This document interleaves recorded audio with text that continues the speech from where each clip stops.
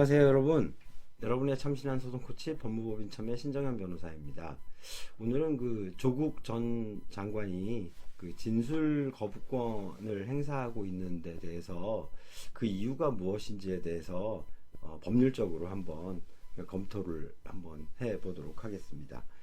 먼저 이 진술 거부권이란 것은 당연히 헌법에 보장된 그 피의자의 권리 중에 하나입니다. 실제 수사를 받으러 가도 그 질문사항에 진술 거부권을 행사하실 겁니까? 라는 란이 있어서 사실 거기다 네 라고 적으면 뭐 더 이상 수사를 진행하기는 어렵습니다. 또 이 진술 거부권은 답을 하다가 건건에 대해서 행사할 수도 있고 아니면 전체적으로 행사할 수도 있는 것인데 아마도 조국 전 장관께서는 전체적으로 진술 거부를 행사하고 있는 것 같습니다. 그렇다면 뭐 그 더 이상의 그 신문은 필요 없어지죠. 그리고 소송에서 이제 많이 그 증거로 채택이 되는 피의자 신문 조서라는 것이 일단 없게 되는 것이죠. 그러면 이 진술 거부권을 피의자가 행사할 경우에는 검사가 모든 그 입증 책임을 지게 됩니다. 그럼 조국 장관이 왜 이 진술 거부권을 행사하는 것인지, 일반 피의자들의 경우에 이 진술 거부권을 행사하게 되면 증거인멸의 위험이 있다라고 해서 보통 그 검찰이 구속영장 발부를 신청하게 되고 법원도 허가를 해주는 그런 게 보통의 상황입니다.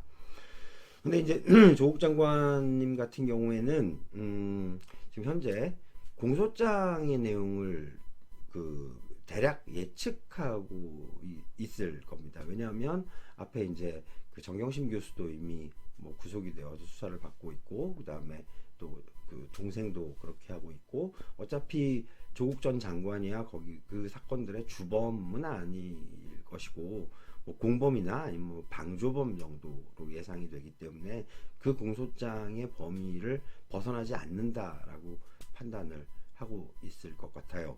그러면 거기서 조국 장관의 입장에서 그 범죄를 부인을 하든 시인을 하든 뭐 그걸로 인해서 뭐 잡음도 많이 생길 것이고, 뭐 어떻게 답을 할 수도 지금 없는 상황일 것 같습니다. 그리고 이제 이 피의자 신문 조서라는 게 수사기관에 유리할 것 같기도 하지만 이 공소장의 내용을 예측할 수 없는 피의자들의 경우에는 피의자 신문이 상당히 중요한 정보 획득의 계기가 되기도 하는데, 공소장의 내용을 지금 현재 상태에서 대략 예측할 수 있는 조국 전 장관의 입장에서 뭐 진술 거부권을 행사하는 것도 뭐 상당히 타당성이 있어 보입니다. 네, 두 번째는 이 진술 거부권을 행사했을 때 검찰이 구속영장을 청구할 것인지 하지 않을 것인지에 대한 그 선택을 하게 하는 압박을 줄 수 있게 하는 것이죠. 그래서 그 구속영장이 인용이 되거나 아니면은 기각이 된다면 뭐 거기에 따른 뭐 대응을 할 수 있다고 생각을 하는 것 같습니다. 그리고 이제 세 번째는 그 모든 입증을, 앞에서도 말씀드렸습니다만, 모든 입증을 검찰에 돌림으로써 자신은 나중에 그 공소장의 내용만 보고 반박을 할 수 있기 때문에 피의자 입장에서는 오히려 약간 유리한 면도 있습니다.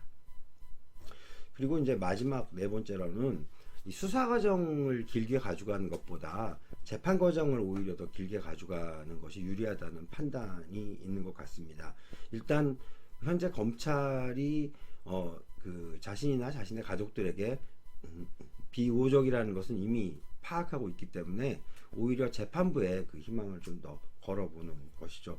그래서 이 사건은 실제로 이제 재판이 열리면 재판 과정에서, 수사 과정에서 있어야 할 그런 내용들의 공방이 오갈 것 같아요. 그리고 앞에도 말씀드렸지만 수사 과정에서는 그 공소장의 내용을 작성하기 위해서 그 외의 사실관계에 대해서도 많이 물어보는데, 이 공판 과정, 재판 과정에서는 공소장의 내용만 가지고 다툴 수가 있기 때문에 그 조국 전 장관 입장에서는 좀 더 편한 면도 있겠죠. 그리고 오히려 그 검찰에게는 검찰을 믿을 수 없다라는 그런 메시지를 전달하는 수단이기도 한 것 같습니다. 네, 한 이 정도로 지금 조국 전 장관이 왜 진술 거부권을 행사하는지에 대해서 제 나름대로 한번 생각을 이렇게 여러분들께 전해드리게 됐고요. 그런데 이 진술 거부권은 함부로 행사할 수 있는 것은 아닙니다. 지금 조국 전 장관의 상황처럼 앞에 다른 그러니까 검찰이 지금 공범으로 보는 그 피의자들이 이미 뭐 구속이 되거나 이래서 그 내용을 알고 있는 경우가 아니면 자칫하면 이제 그 구속영장이 발부돼서 구속 상태에서 수사를 받을 수 있는 위험성이 큰 전략이거든요. 그래서 뭐 저희 같은 경우에는 뭐 피의자로 오신 분들에게 진술거부권을 내 행사를 권유하지는 않고 있습니다. 아마 대부분의 변호사님들이 전부 다 그러실 거예요. 그래서 많은 분들이 물어보시더라고요. 왜 조국 장관이 진술거부권을 행사하는 것 같으냐라고 해서 앞에 둔 네 가지 이유, 이제 공소장의 내용을 대략 예측하고 있다. 그 다음에 모든 입증 부담을 검찰에 돌리는 것이다. 그 다음에 검찰이 또 조국 전 장관에 대해서까지 구속영장을 청구할 것인지에 대해서 고민하도록 압박을 가하는 것이다. 그 다음에 마지막으로는 수사과정보다는, 그러니까 검찰이 주도하는 수사과정보다는 재판을 하는 그 재판부를 통해서 이제 주장을 하고 싶은 거고, 재판 과정을 좀 더 길게 가져가려는 의도가 담겨 있다. 이렇게 생각을 했습니다. 네.